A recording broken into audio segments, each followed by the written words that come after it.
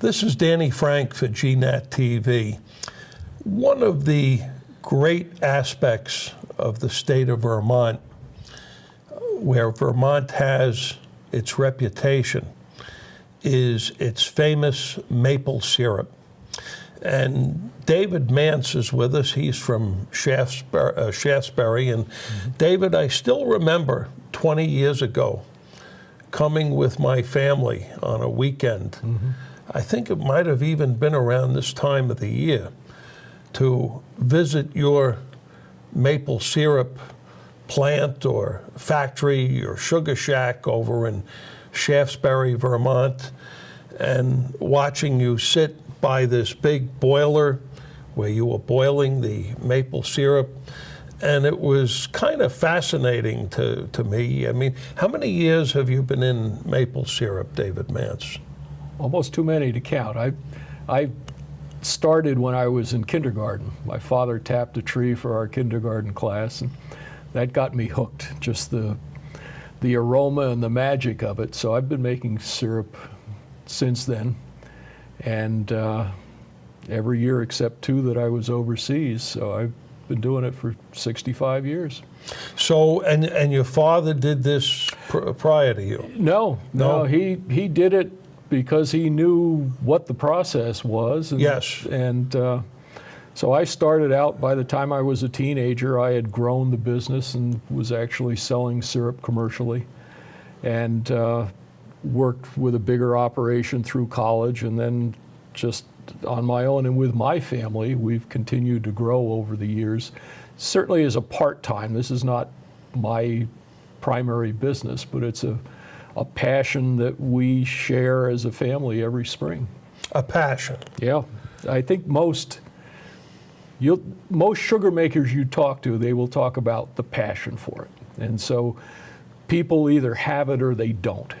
And those that have it usually get hooked pretty hard, as I did, as Rick did. And some people, I have brothers that lived with it, but they never got hooked. So Rick Hawley is with us too. Rick is from Arlington, Vermont, and when we talk about the passion, Dave, Rick, you were in another industry, another business altogether, but I guess about 4 or 5 years ago, you decided to start up a maple syrup sugar shack, right? That's right. Oh. Yeah, I've been doing it, like Dave said, since I was about 10 years old. So I've been doing it for 55 years, but as a hobby.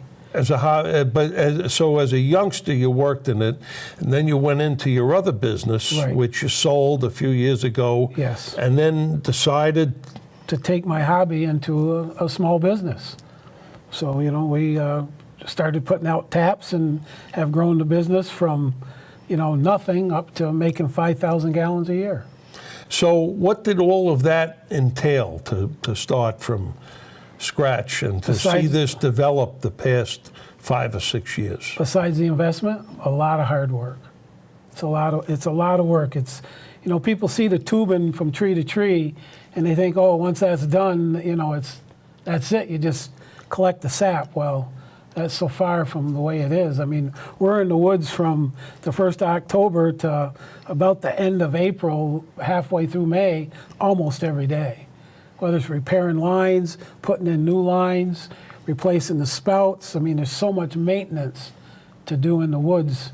It's just a lot of work. Yeah, people think of sugaring as the spring in March. Right. But unless you're a real hobbyist, the work starts in the fall as soon as you can stand to be out there with, cooler temperatures as opposed to the heat and the bugs, and getting ready for the season. Then it's like a sprint from the middle or end of January through the middle of April as you're actually making the syrup. But then after you're done, you still have to clean up. Right. So that takes you into May and sometimes even June. So, guys, you encounter a tree, a maple tree, and I imagine Vermont is abundant with maple trees, right? We have a few. So you must have a knowledge of what you're going to do with that tree and whether it's a good prospect for tapping syrup, right? Yeah. Tapping sap. Well, with technology today, I mean, almost any maple that's the proper size is a good prospect to tap. Back in the day, when I was a lot younger, I mean, we only tapped sugar maples because the sugar was higher in the sugar maple. But with technology today and the reverse osmosis, you can go to your soft maples and your red maples that doesn't have the sugar content, and then you run it through the reverse osmosis, and get rid of that water and bump the sugar up. So every maple tree is a prospect in today's world, as long as it's at least 10 inches in diameter, or bigger, which would take about 40 years to get that far. Mm-hmm. So you're taking a 40-year maple, and then tapping that tree to get the sap out of it. So when did this technology really take hold, David? Tubing, so there were a number of things that revolutionized the process. If you go back to the early 1900s and even the late 1800s, sugaring didn't really change until the 1960s. Really? So with the introduction of plastic, which became tubing. So before that, it was buckets. It was an evaporator, the style of which has not really evolved in many respects. It's become much more efficient, but it's basically the same thing. And if you step back and think about it, the process is amazingly simple. You take roughly 50 gallons of sap and you get rid of 49 gallons of water, and you're left with a gallon of syrup. And that's still the case. So in the 60s, tubing was started to evolve, and instead of having to go to every tree every day to gather sap, suddenly you could run tubing from tree to tree down to the bottom of a hill into a gathering tank. Well, that also changed the kind of maples we're looking for, because suddenly it became better to have a hill. If you think about it, when you were using buckets, the flatter the ground, the better, because you were going from, you're walking or with a team of horses or with a tractor. With tubing, you can tap a hillside. Sap's all running to the bottom. Then the next big thing was reverse osmosis, which has been around for a long time, but never used in making syrup as it now is. And that takes your sap, which is roughly 2% sugar, and can concentrate it by getting rid of excess water up to 8, 10, 20. Some guys are even going now up to about 30% sugar content, which reduces the boiling time. And then the third thing in terms of the woods is vacuum. So now, instead of just having gravity provide the pull out of to get the sap to the bottom of the hill, or buckets, which have no vacuum at all, people are using a pump to actually create, they're not sucking the sap out of the tree, but they're creating a negative pressure outside the tree. And the heating of the tree in the springtime creates a positive pressure inside the tree. So as long as you have that differential, sap will run. And the vacuum simply creates that differential constantly. So as soon as there becomes a positive pressure inside the tree, that tap hole has a negative pressure sitting outside it, and the sap will run. Rick Hawley, you were telling me something that a maple tree, there's 130 gallons of sap in the tree that can go running in the tree at any one time? That can go up and down a tree in the course of a day, yes. It can go up and down every day. And that's what we're looking for.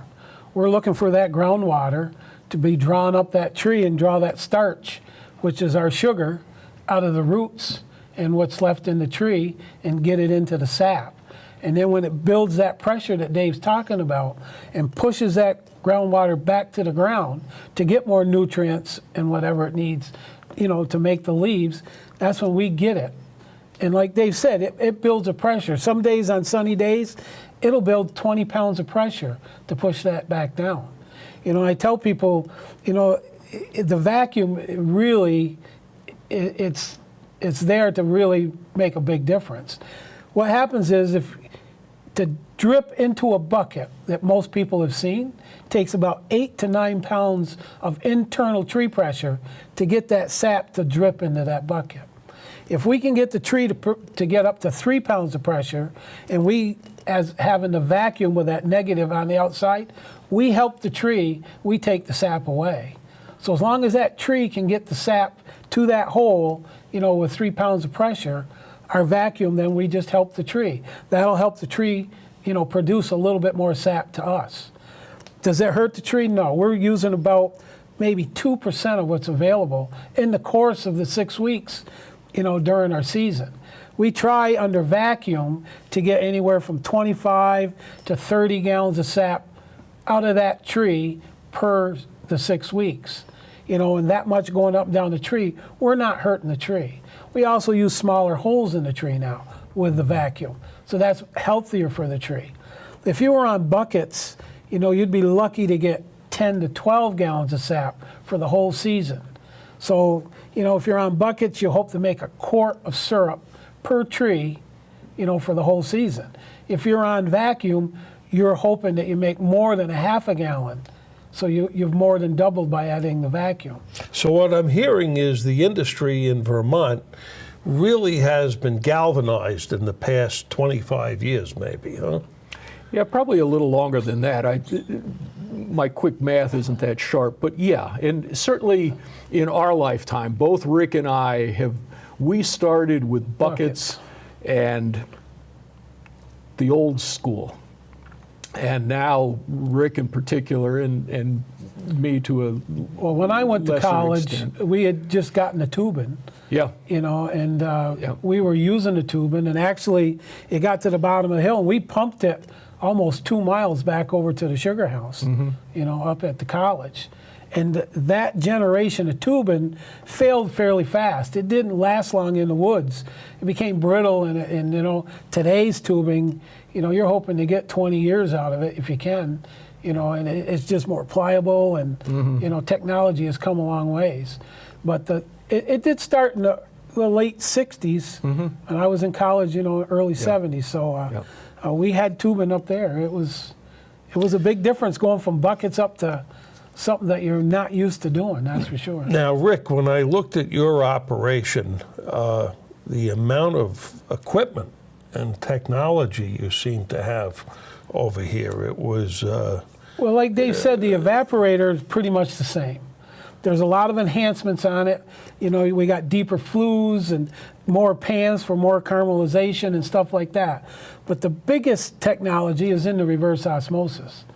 You know, what I run in one day, you know, say 10,000 gallons of sap, I can boil that in about 4 hours after I run it through reverse osmosis. Back when I was helping my grandfather, it would have took us about 60 hours to do what I do in 4 hours. So, I mean, that technology, it has to be there in order for you to survive today, you know, and to hopefully have a little bit of a profit. I mean, it's just a lot of work, and you know, it's farming. And as everyone's always said, if you're a farmer and you count your hours and figure out what you're getting per hour, you probably wouldn't keep doing it. So that's where the passion comes in that makes you keep doing it. You know. Yeah. What percent of the maple trees in the state of Vermont are being used for sap here? I mean, is it 10%, 20%? Under 10. Under 10%. I would venture to guess that it's And that's the easiest 10% too. So conceivably, the Vermont industry could really grow and expand even way beyond what it is now, well, right? but like I said before, not every maple tree is in a position where it can be tapped. to get to. One of the big things, if you're investing, you figure somewhere between $10 and $15 per tap just to create the tubing infrastructure. Now, if you don't have enough maples per acre, it doesn't pay. So you can't assume that every maple tree in Vermont is eligible to be tapped, because financially, if you're not 55.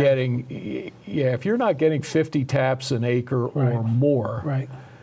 you just don't have the density to make it worthwhile. We look for 60 and up if we can get that many per acre. Yep. You know, and then it's worth all that infrastructure and all that money to set it up. Yeah. And even today, that $15 is starting to become a little bit low with the new technology and all the research that Cornell and UVM have been doing. It takes a little bit more infrastructure now. My first bush that I set up, I had about 6 to 7 taps per lateral line. Now we're down to 3 or 4. So it costs more because I got to run more pipe, but I get more sap. And 40 gallons of sap to make 1 gallon of... Dave said 50. Okay, 50? My 6-year average is like 53. 53. Yeah, And 53. that's a difference too. You have all these rules of thumb that were developed 100 years ago. So back then you had sugar orchards with scattered large trees or roadside trees or lawn trees. If you think about a maple tree, the leaf is the factory that makes the sugar. So the bigger the crown, the more leaf area, the more sugar that tree can store for the next year. We're tapping trees in the woods because we're up, especially the operations that are tapping upwards of 10 or 20,000 taps, and some have now gone up to close to 200,000. These are woods trees with smaller tops, fewer leaves, therefore sugar content tends to be a little bit lower. So I tell people 50 gallons of sap per gallon of syrup, and that's about an average. Yeah. Now, Vermont, why Vermont versus New York or New Hampshire or Canada or Pennsylvania? What's so distinctive and special about the Vermont maple syrup product? I think it's our culture, but it's also our soils. And our quality. Yeah. Our quality is higher than most states, especially on the sugar side. Yep. But I agree, Standards. it's our soil. Yeah. And, and I related this to you many times, Danny. I take it like a wine. It's the bedrock in the soil. My syrup will taste different than Dave's syrup. His bushes are in different places than mine. So his soil is different, his bedrock is different than where my 2 bushes are. I have a bush in West Arlington and one in Sandgate. We actually blend them together and with other bushes, from the area. So we kind of have like a meritage in wine. We blend all this sap together. So our syrup tastes even different from day to day, depending on how much sap I get out of each bush. So everybody's farm has a distinctive taste or flavor, just similar to what we've talked about over the years with wine, right? That's if your palate can tell the difference. Right. It could be very subtle. Right. If you think about it, the Taconic Range, which runs the western side of the state, has pretty much the same bedrock. It's a calcium, so it's marble, it's limestone. That produces it's sweeter soil, and I think, I know in my opinion, has the better flavor for syrup. So as long as you're tapping in the Taconics, I think that syrup you can tell pretty easily from, say, syrup that's produced in an area that's high in iron. So I've tasted a fair amount of Adirondack syrup, not to disparage the Adirondack syrup, but they have a different bedrock. And it's a little bit different flavor. It's just not as, you get those hints of the underlying soil. We get people in, though, when we're boiling in the season, and they'll go, why does yours taste different than so-and-so's? And it's just because everyone has a little different flavor. And you may like it, and I might not. I might like it, you might not. But it could be very subtle, and you wouldn't ever notice any difference. So we have a wide range of size of producers. Rick is in that bigger class. If you exclude Crown, there's maybe 4 or 5 people that are in the 10,000 tap plus. And statewide, where is the the dominant Franklin County Franklin Yeah, County? Franklin County, and then has the most tapped trees per acre yes, of any area in the world. In the world. Yeah. yeah, And I believe it's something like 1.8 million gallons of maple syrup from Vermont a year. yes, just Right. under 2 million. So, and something like 4 million taps. Correct. So, so it really, again, it's becoming more and more of a defined industry. And is there a future in it if young people want to be involved or start something here? Is this an entrepreneurial industry that Vermont's young people could come here and get established? there's and a do this future work because as a vocation, as a career. as a sweetener, that market's really untapped. Yeah. I mean, A sweetener. yeah, I mean, if you use syrup, maple syrup, to sweeten your coffee, your tea, your lemonade, your yogurt, put it on your oatmeal, whatever you're using, it's really now, the organic side's really coming in. And I think that, all these people making cereals and stuff like that, there's a huge market that's come, besides the overseas market, that's starting to grow pretty big too. So, I think there's a future, yes. I think, it's capital intensive. So if a person wants to start, as long as they're able to start slow and build up. But if the people that are jumping into these big operations are basically bankers and investors. Really? Yes. They're not farmers. But they need $300,000 or $400,000 to jump in at the scale that they're doing. Now, But this industry intrigues them, and yeah, it fascinates them. it does. But I think that if a young person wants to get into it, there's certainly the potential, but they need to find the trees, which means renting or buying the land. Then they need to have a sugar house. They need to have the evaporator, the reverse osmosis, the vacuum pumps, the tubing, vehicles to transport the sap. There's a lot that goes into it. Well, and if they're not doing the immediate hands-on work, are there support jobs as part of the process or industry? Well, as we said, it's year-round, and the more taps you have, the more jobs that you would have, Well, you got 100,000 taps, you probably got a crew of 50, year-round, taking care of the maintenance. But I think the young people that are in the industry today, it come from the farming side. I mean, their parents were farmers, and the farm has been left to them. And instead of doing the farming now, they've expanded the maple syrup side of it and then taken it as a business. And they've just grown it so that it is a legitimate business. There's a certification program.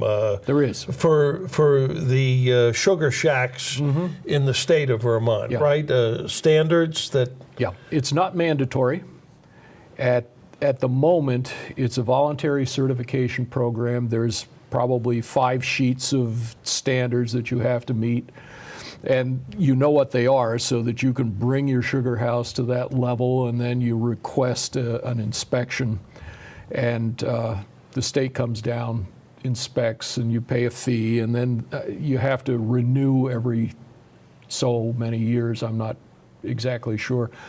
A lot of the people that are buying bulk syrup, and there are 3 or 4 primary buyers, they want not only chain of custody of this, where the syrup came from, but some of those people require that you have a certified operation before they'll buy your syrup.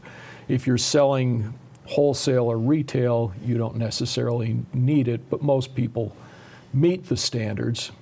Whether or not they get certified, they know that that's the way to do it. So, and there are different grades, of course, of syrup, and related to color, clarity, density, flavor, right? For example, what grades are these syrups here we have on display? It's all the same density, so let's throw that out. It all has the same amount of sugar. That's okay. Right. It's all the same density. You have light delicate, Light delicate. which used to be fancy. Golden. Golden delicate. You have amber rich, which for the old timers that used to be the medium amber.